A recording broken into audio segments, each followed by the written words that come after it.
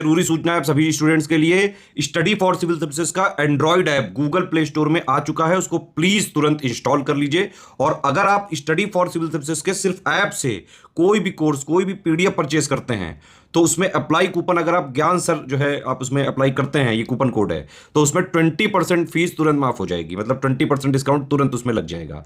ज्ञान सर लिखना है, नॉर्मली ज्ञान सर स्मॉल लेटर में है सब कुछ, कोई स्पेस नहीं, कोई कॉलम नहीं, सिर्फ ज्ञान सर, GYANSIR। इस तरह से अगर कूपन कोड लगाते हैं आप ऐप में बाई करने से पहले, जो अप्लाई कूपन वाले में आता है, तो 20% का डिस्काउंट तुरंत मिलेगा। वीडियो देखिए।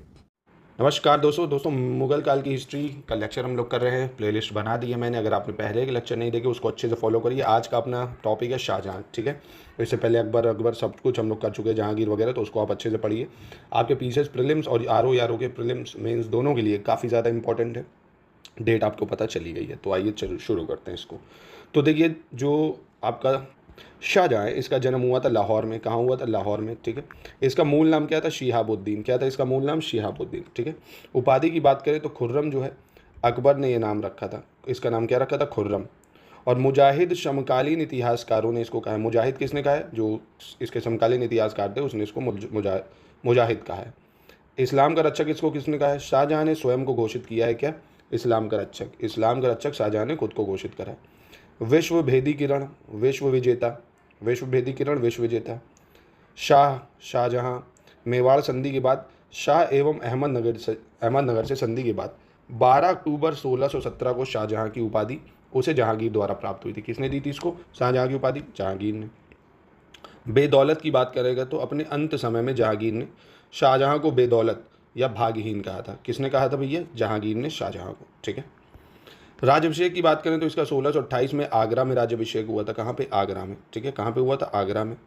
इसके पिता का नाम क्या था? जहांगीर। ऑब्वियसली पिता का नाम जहांगीर हो जाएगा। दूसरी बात करते हैं माता के नाम की, तो जगत गोसाई जो थी इनकी माता थी। कौन थी? जगत गोसाई, ठीक है। और घराना इनका कौन सा था? तैमूर घराना था ये।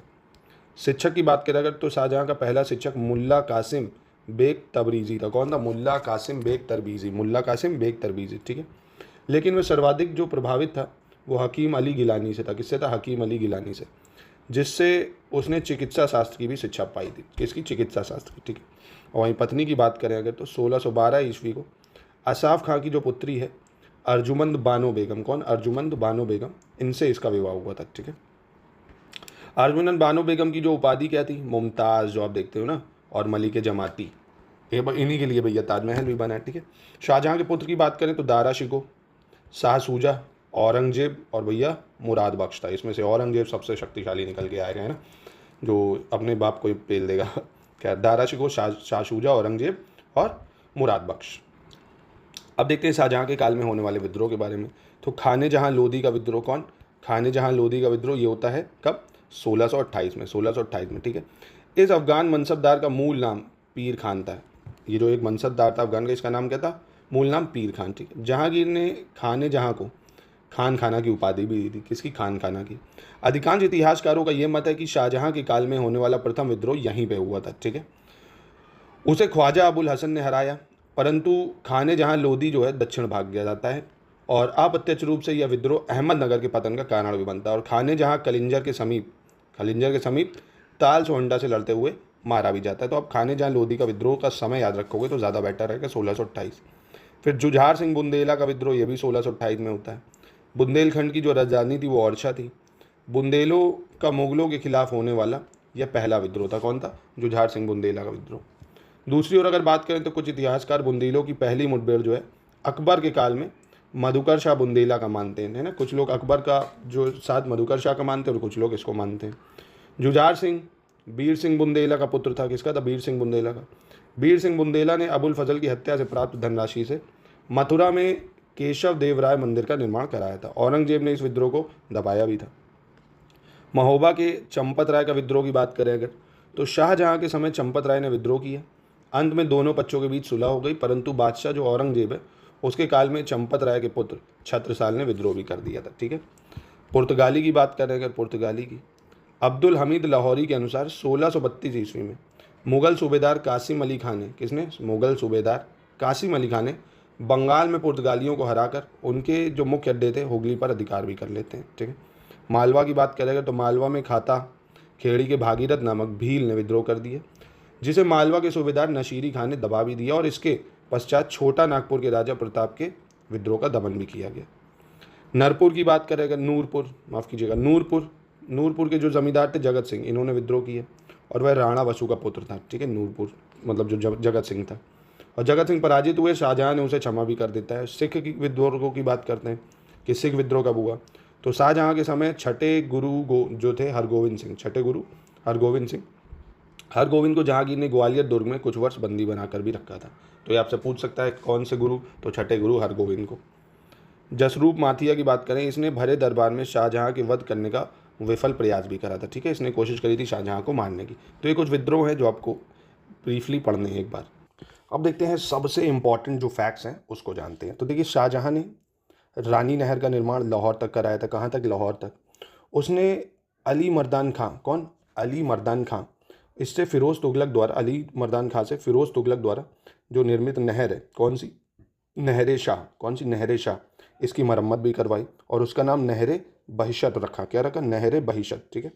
और वहीं मॉरलैंड के अनुसार अगर देखें तो शाहजहां का युग किसानों के लिए शांति का युग था। शाहजहां का जो युग था वो किसानों के लिए शांति का युग था और शाहजहां को कृषकों का हितैषी भी माना गया। ठीक है, कृषकों का हितैषी। और वहीं बात करें अगर गंगाधर व गंगा लहरी के लेखक जगन्नाथ पंडित जो थे वो शाहजहां के राजकवि थे। अब शाहजहां का राजकवि कौन था? गंगाधर। गंगा लहरी के लेखक जगन्नाथ पंडित। ठीक है। शाहजहां स्वयं बहुत अच्छा गायक था। वह फलित ज्योतिष में विश्वास रखता था। ठीक है, फलित ज्योतिष में। और वहीं बात करें राज्याभिषेक की, तो राज्याभिषेक के 20वें वर्ष शाहजहां ने मनसबदारी व्यवस्था में सुधार करते हुए शीश माह एवं सिमाहा लागू किया था। शीश माह एवं सिमाहा। ठीक है, इसको याद रखिएगा।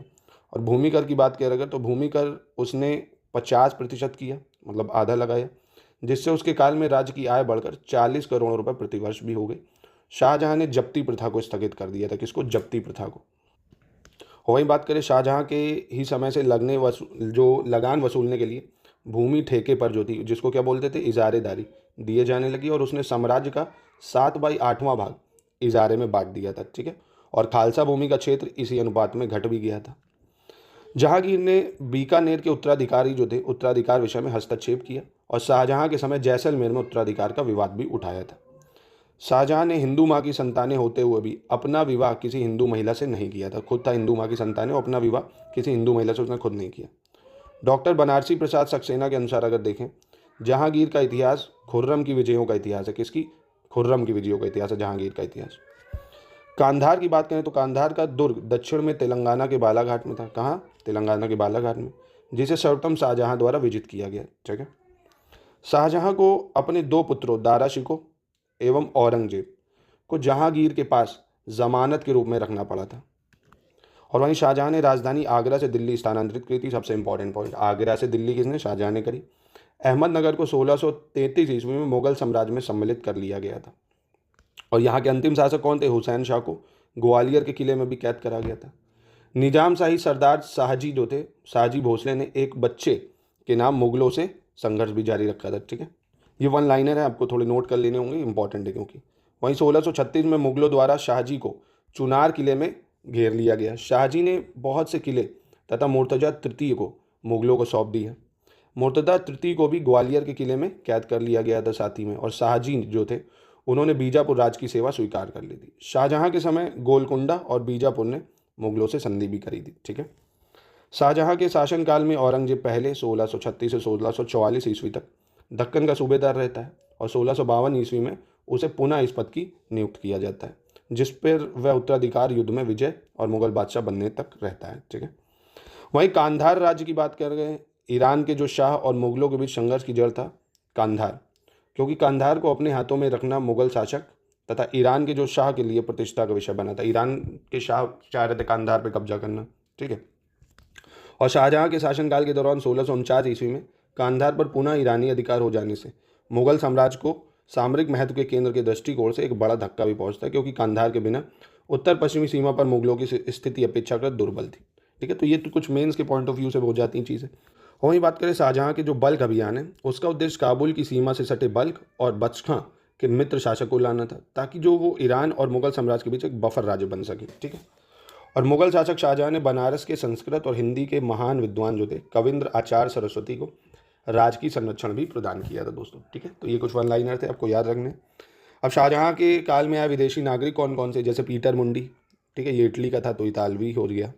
फ्रांसिस वॉर्नियर, फ्रांसीसी था ये। निकोलस मनुची, ये भी आया था इसी के शासनकाल में, ठीक है, ये भी इटली का ही था।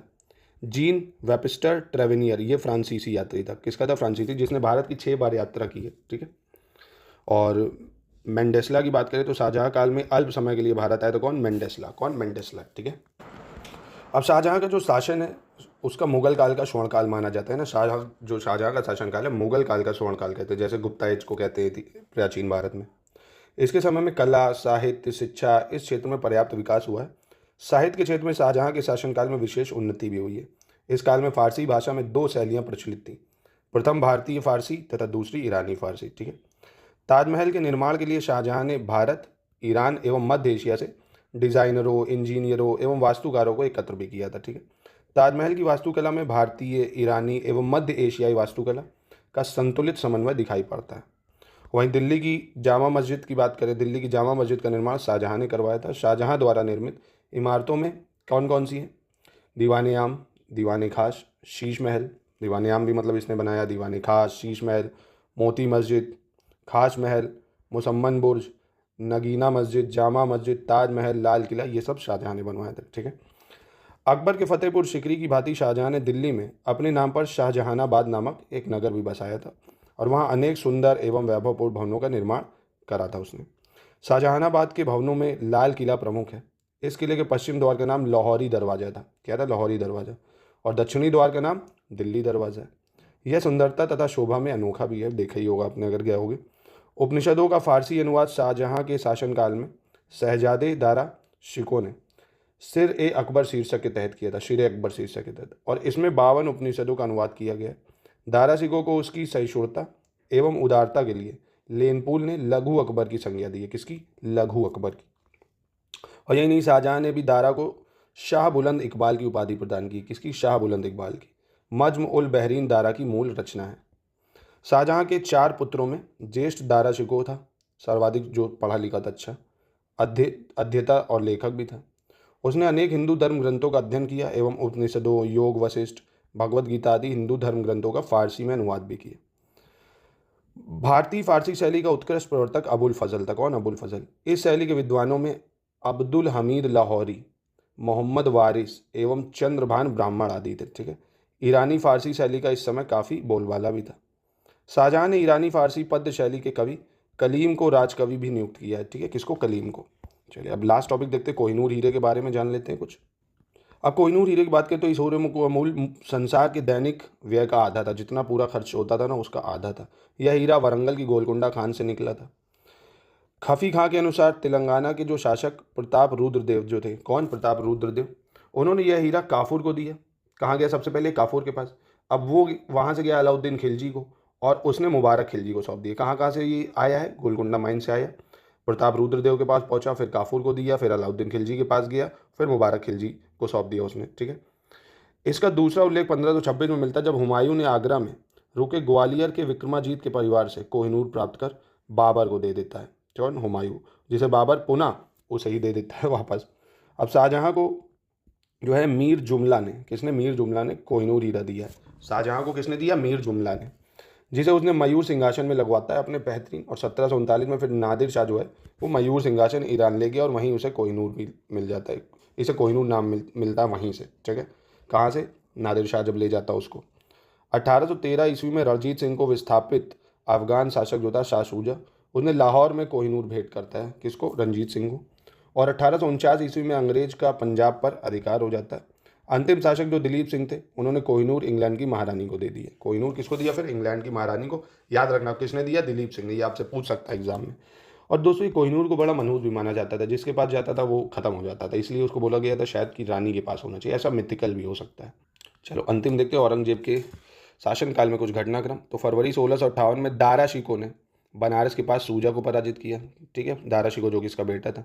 धर्मत की लड़ाई याद रखना 1658, धर्मत की लड़ाई 1658 में औरंगजेब और दारा शिकोह के बीच शाहजहाँ के सिंहासन के लिए लड़ी गई थी।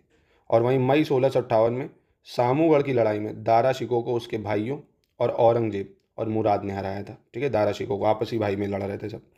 और देवराय की जो लड़ाई है 1659 में, मुगल सम्राट औरंगजेब जीतता है यहाँ पे, और उसके बाद सिंहासन पर उसके कब्जे की पुष्टि भी हो जाती है। किसकी? देवराय की लड़ाई 1659। तो ये था दोस्तों शाहजहाँ के बारे में। कल अपना नेक्स्ट लेक्चर आएगा आपका औरंगजेब के बारे में। उसके बाद हम लोग मोस्ट इंपॉर्टेंट फैक्ट्स देखेंगे। आप इस तरह के अगर कंप्लीट नोट्स चाहते हैं दोस्तों मिडिवल हिस्ट्री के, तो आप हमारे इन नंबरों पे कांटेक्ट करके ले सकते हैं। कंप्लीट RO का हमारा ग्रुप चल रहा है, RO का, है ना। 6 जून से नया ग्रुप चालू हुआ है, जिसको आप ज्वाइन करके, उसमें 46 टेस्ट हैं, 100 वीडियो क्लासेस मिलेंगी आपको, पेड क्विज मिल जाएगा। तो आप इनको ज्वाइन करके अपनी तैयारी को और अच्छे से कर सकते हैं।